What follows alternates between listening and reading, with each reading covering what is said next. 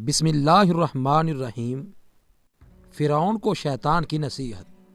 एक मर्तबा फ़िरौन के सामने शैतान ज़ाहिर हुआ और उसने फ़िरौन से पूछा कि तुझे किसने खुदा बनाया है और तेरे अंदर ऐसा कौन सा कमाल है कि तू अपने आप को खुदा समझ बैठा।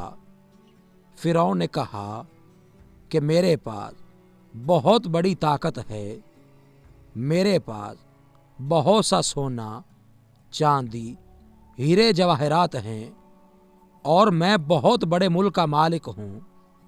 शैतान ने पूछा, और क्या है तेरे पास? फ़िरौन ने कहा कि मेरे पास अंदरूनी ऐसी ताकत है जो तेरे पास नहीं है। उसने कहा कि दिखाओ। फ़िरौन ने फौरन हुक्म दिया कि उसी वक्त 1000 जादूगर बुलाए जाएं और वो सब मिलकर इस शैतान को अपनी फूंकों और असर से उड़ा दें। और उन्होंने अपना जादू दिखाया। शैतान को भी अल्लाह ताला ने बड़ा इल्म दिया है।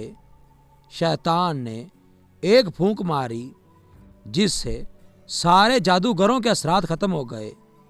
दूसरी मर्तबा फिर उन 1000 जादूगरों ने अपना जादू दिखाया।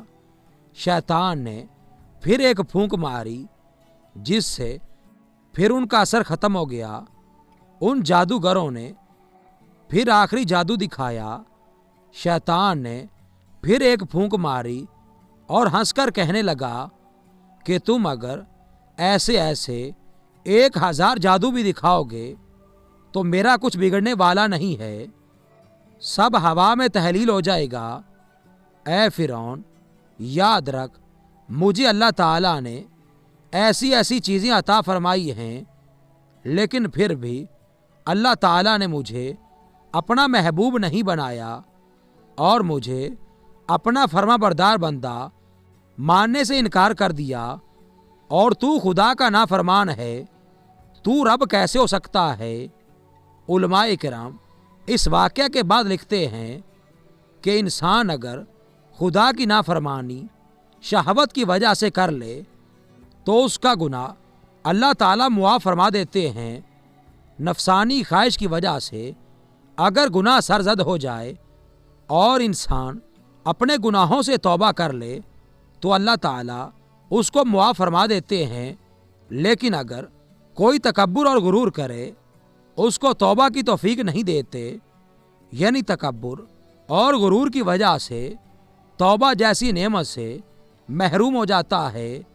अल्लाह ताला हम सब की हिफाजत फरमाए।